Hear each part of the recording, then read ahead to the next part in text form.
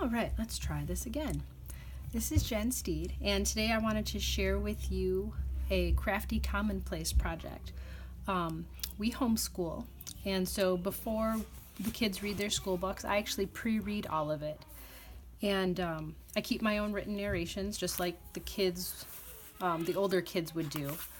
And last year, I just put the names of Harry Potter books on the spine, so that when they were sitting on the shelf, it was more fun, because we're Harry Potter nerds around here.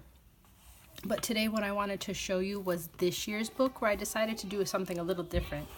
As you can see, this year's book is a lot thicker than last year's book, and these two books actually covered all of 4th grade, and this is just the first term of 5th grade. And it's not necessarily because there's more books, although there probably are a few more books, because it does take me a little longer. It takes me about 2 hours to do pre-reading for a week and do all my own written narrations and decorate the book. So what I am doing, what I'm going to show you, is my, let me move that back in focus, is I'm going to show you what my Crafty Commonplace book looks like for 5th grade term 1.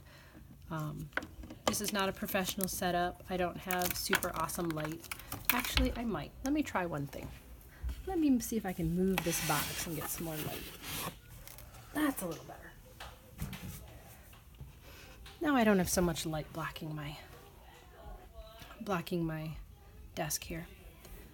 I will get the light set up eventually, but I haven't gotten that far yet. So, my Crafty Commonplace book. So I set it up with just a die cut and some washi tape and some things. This is my index that tells me where each week starts. I've numbered my own pages. These are my abbreviations I use in the book titles, and then later I numbered them so that if I got behind, I'd know which ones I had to do first, because she was doing those first as the week came up. And then I just started doing my narrations. And at first I used double-sided cardstock with that I punched out with punches. And I really liked doing that, and it was really easy to just go grab a double-sided cardstock paper pad and be done with it. And they're really cheap at the Target and the Michael, or not the Target, but the Michaels and the Joann's and things. But the thing that I found I was having trouble with is that they made my book really fat, and sometimes they'd be really hard to write. And the other thing I started doing this year, besides putting all the die cuts and sticky notes and things in, is I divided each week with washi tape, so it was easy to find. And so for these first couple weeks, I was doing the double-sided cardstock, and I just used adhesive rollers or glue sticks. But then, as I started going through it, this week I got kind of tired of all the cardstock and things, and so I just used a washi tape set. And I used washi to divide my things, and all the way across was between books, and then these little tinier ones were between selections. Excuse me. And that was my first couple weeks. And then I think I did that, I did that for a couple weeks, where I did washi tape sets, and I just put little pieces in between the day's reading, and then big pieces in between each book. I really enjoyed King Arthur, by the way, this year.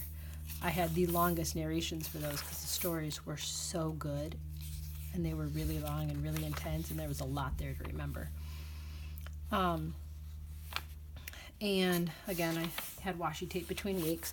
I'm just peeking to make sure that I'm still taping, because I was using Pro Camera and it would shut off my videotaping after like a minute for no reason. Then one thing I started to do is Corey at the Reset Girl has her paper punch buffet pieces, and you can download those and then print them on sticker paper, and you still get all like the fun shapes and things and the designs, but they're not nearly as thick as the cardstock is, and then I don't have to bring glue and stuff with me, and so I really liked doing that. And I was having fun figuring out how to layer them and do all the things. And so I was experimenting with the sticker paper for a while. And then I brought back the cardstock pieces.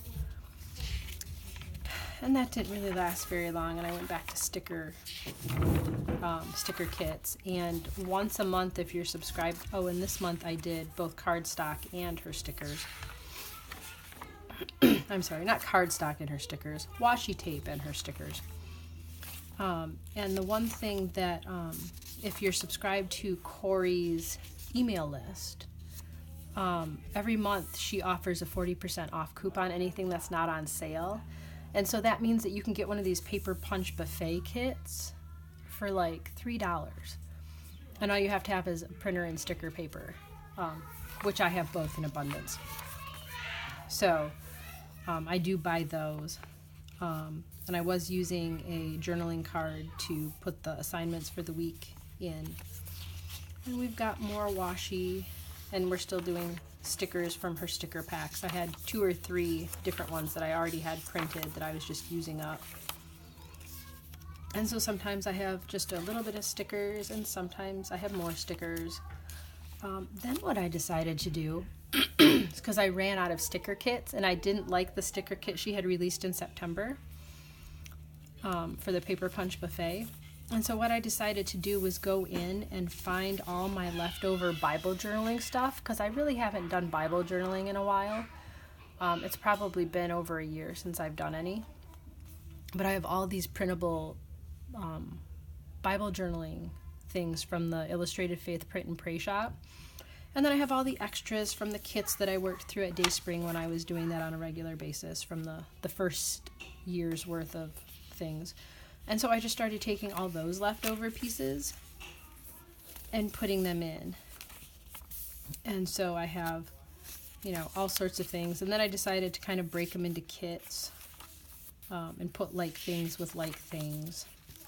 And what I do when I do this is I actually, I put the pieces down first and I pre-decorate the page, and then I write everything all around it. And then I washi tape each week. And so then I decided that I was going to use all the fall stuff up. And I found that at least this last term it takes me about 15 pages a day. So I would decorate 15 pages in advance, or I would decorate as I go if I didn't get around to doing it. And sometimes I did things all over, like I did with these couple weeks. And then other times you'll see that I kind of cluster things together. But I found that I was able to use a bunch of things I already had. And I was able to make it kind of pretty and fun to look at. And so it kind of turned this work of pre-reading and doing my own narrations of the kids' schoolwork, and it turned it into something that was really quite fun for me to do. And I really did enjoy it, and I didn't buy anything special to do it. I have all the washi tape, I have all the print and pray kits and leftovers, and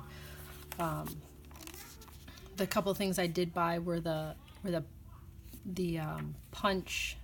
paper punch buffet kits, but with her you get a 180% off coupon every month if you're subscribed to her list, and I would just buy one a month and I could get a week or two's worth of pieces out of it. And I was able to use a bunch of leftovers, and so that's what I've been doing for the first term of this year. I really like how using these different things made this so much more interesting than just the plain old notebooks that I had last year. I mean, it was just a notebook. I just had notes, and I had terms, and I had names. But I'm really kind of liking being able to, spend, 15 minutes putting down, or 20 minutes, or half an hour putting down all these little pieces. And it takes the work and makes it creative, too. And so I really enjoy doing that. And so I wanted to show that because it's a little bit different than the Crafty Commonplace book that Corey shows that she's doing. And I don't put that kind of effort into my commonplacing when I do my own, because I don't really do a lot of my own commonplacing, but I do have to do hers every week because I want to make sure that she's not giving me a garbage narration or phoning it in. So I decided to make that process more fun. So that's why I've been doing that. And I'm really excited to be starting a new week or a new book. It looks like it's going to be a 3-book year, I'm thinking. So anyway, I just wanted to share that to see if anybody would like to do that or is curious about it. So if you have any questions about things I've used or how I do it or anything like that, feel free to drop those in the comments. And if you like watching videos like this, go ahead and hit the subscribe button. I will probably be posting twice a month, maybe. Like I said, they're not going to be super professional. I'm not going to have bumper music and all the things, but I'll show what I'm doing and what's going on, and maybe you'll find some ideas that would be helpful for you. So thank you very much for watching, and I hope you have a fabulous day. Bye now.